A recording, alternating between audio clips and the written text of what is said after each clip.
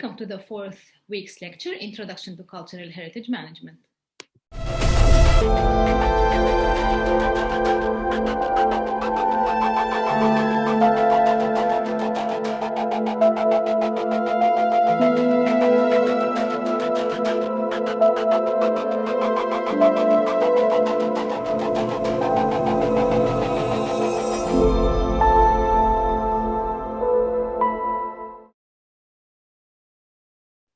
Recently, there are various threats to encountering the cultural heritage worldwide. Indeed, these threats make conservation and management of cultural heritage a complex process to deal with.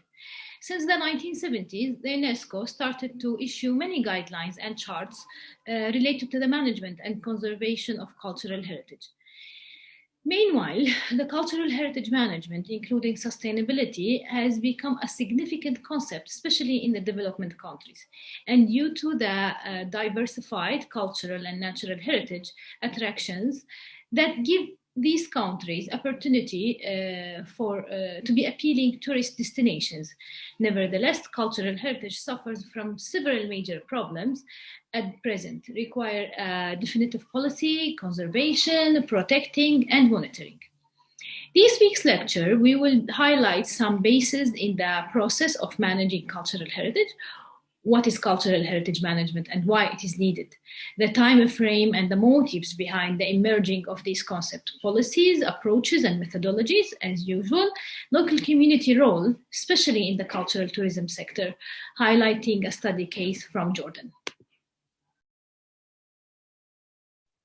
Cultural heritage, with its social, economic impacts, is considered as an important asset for the destination through its role in attracting investment, creating jobs, and increasing tourism income.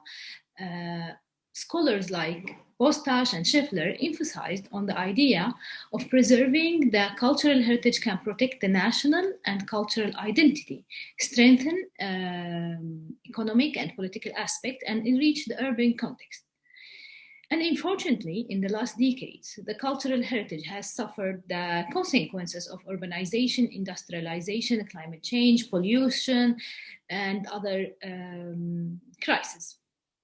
So what does it mean, cultural heritage management? What is it, cultural heritage management? It is a striking balance between developing the tourism industry, generate revenue, while still conserving the physical integrity of sites, promoting and celebrating their educational, historical, and cultural value.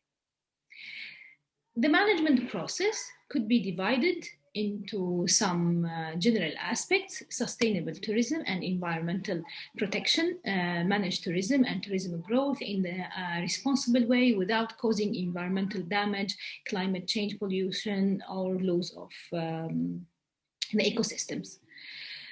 Second one, our second aspect is local community, working with local community, empowering local communities, and have them involved as a key stakeholders, receiving input and feedback from the people living around the touristic site or archaeological site or the urban heritage about ongoing or future project is way to empower the local population, creating opportunities for local businesses, for example, through grants and loans with low interest rates. Another aspect is education and education, which is like through educating and empowering the visitors to influence the visitors' behavior in a positive way. Site managers can build the visitor experience around the education material. Another aspect is visitor management. Ensures that guests of the destination can experience unspoiled and well-thoughtful tour through attraction as well-preserved heritage site. And I worked myself on the first visitor management plan in Turkiye for the World Heritage Site Göbekli Tepe. So the plan covered issues like the carrying capacity of the site, education and interpretation, capacity building of the staff, environmental responses and sustainable tourism approaches, risk mitigation, reaching including the monitoring and evaluation plan. Another aspect, or the last aspect we will talk about, is cultural heritage marketing. For most of the world's destination, heritage remains a key aspect of what they have to offer to tourists and or visitors, and as such is seem a competitive advantage. This is especially true for places included on UNESCO World Heritage List. The management studies on heritage sites began in the 1970s, and the concept firstly used by the ICOMOS, International Committee on Archaeological Heritage Management. In 1972, UNESCO World Heritage Convention established the World Heritage Committee, which aims to preserve the cultural and natural heritage worldwide, with responsibility of determining the world heritage. Many changes have occurred in cultural heritage management since 1993. Firstly, ICOMOS issued its guideline, as well as UNESCO, which started writing the guidelines for the management of the World Heritage Sites. That was modified respectively in 1993 and 1998. In the 2000s, additionally, in the same decade, the sustainability concept became a significant principle for conserving the heritage sites. The World Heritage concept became substantial in the context of cultural heritage management approach, as it gives priority to manage heritage sites. Recently, the cultural heritage management approaches have changed. They have been transformed from the conventional approach, which gives more attraction or attention to the resources, to the human approach, which gives attention to the resource and the visitors in order to achieve the required balance regarding the quality of the visitor experience, while following the preservation practices and principles at the heritage properties. Moreover, the local community participation in heritage management and ensuring the benefit for them becomes one of the most important principles in managing cultural heritage. The outstanding universal value of heritage becomes the indicator of choosing the cultural heritage to be in the list of World Heritage list, and this gives priority to the management. According to many scholars and research and guidelines, recommendation, the cultural heritage management is a complicated and changeable process, and it should be modified according to the changes in the political, economic, and physical setting around the globe.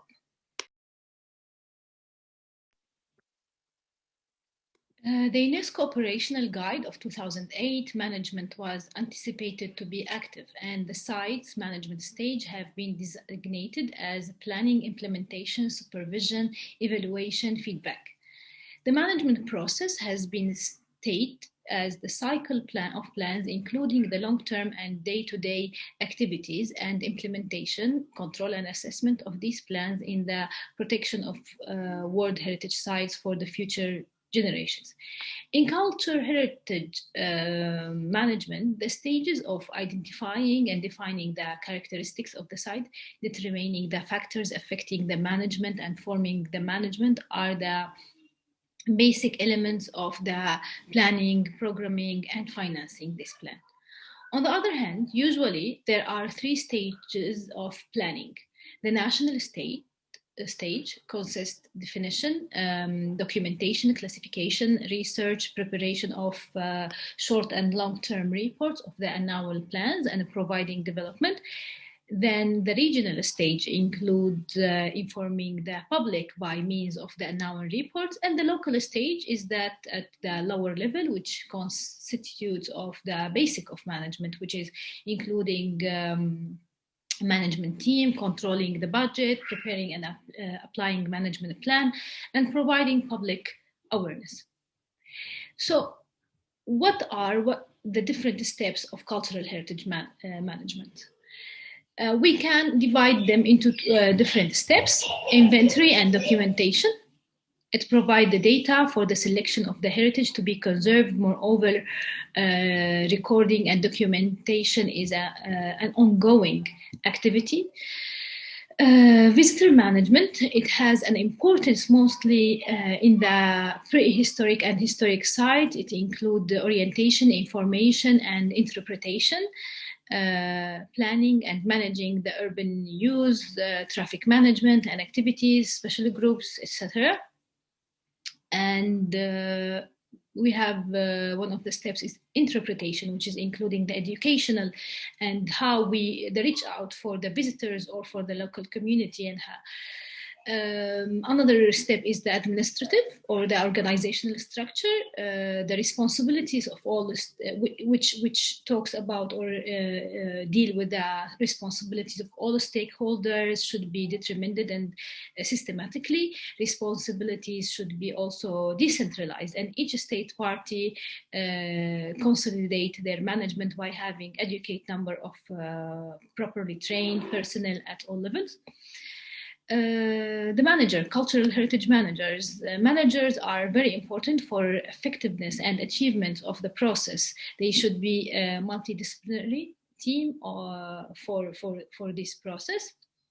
Legislation is it is very important. In most countries, the management process is done by the state authority and regulation, and the majority of these regulations are protective, not developer. Another step is the financial management. Financial policies should be determined according to the type of intervention, and also the effectiveness should be achieved by choosing the true source of finance. Tourism should be used as a tool for conservation, and central and local governance should be encouraged and supported. Support the investment in these sectors. Lastly, or the last step is of course, the monitoring and reviewing. It includes the monitoring, the physical, social, functional, legal, and organizational structure of the heritage as well. It consists of monitoring, controlling, review, updating the project strategies, and even the vision of it.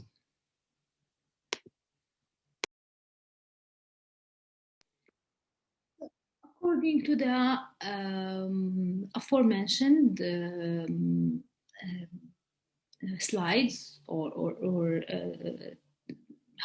topics we highlighted, we need a management plan to balance and coordinate different aspects and processes such as legislation, protection, conservation, rehabilitation, by using maintenance, guarding, interpretation, monitoring, control, and research. There are a range of types of cultural heritage management planning approaches. The choice of the type or model is usually based on the tradition, social, and political system available, or available resources, and on the overall situation concerning the cultural heritage assets or sites. So the first type we have is management by objective, designed to improve the baseline condition by clearly defined objectives. These objectives have to be carefully defined with the full consent of all stakeholders. The second type is management by facts. Is a model when data are collected, analyzed, and measured in order to improve all the overall condition. The third type is management by expectation, which in cultural heritage management means either exclusion of those activities that result from the regular performances of the site, or expecting a situation and building upon it. The other type, or the first type, is management by response. Model anticipated constant monitoring of the conditions and processes at the site, and the planning of the activities as a response to the situation or incidents. The fifth one is value-based management. Is a management approach that designs actions which will enhance values of cultural heritage site, like artistic, historic, documentary, symbolic, educational, economic, etc. The last one is community-based management model. Is something called bottom-up approach, and it's represent a decentralized model of management with the widest participatory approach. Here in this approach, the community members identify, face, and participate in the solution finding for issues concerning the cultural heritage. When assessing the cultural heritage and political context of heritage sites, the combination of several management models might appear as most suitable and realistic, actually.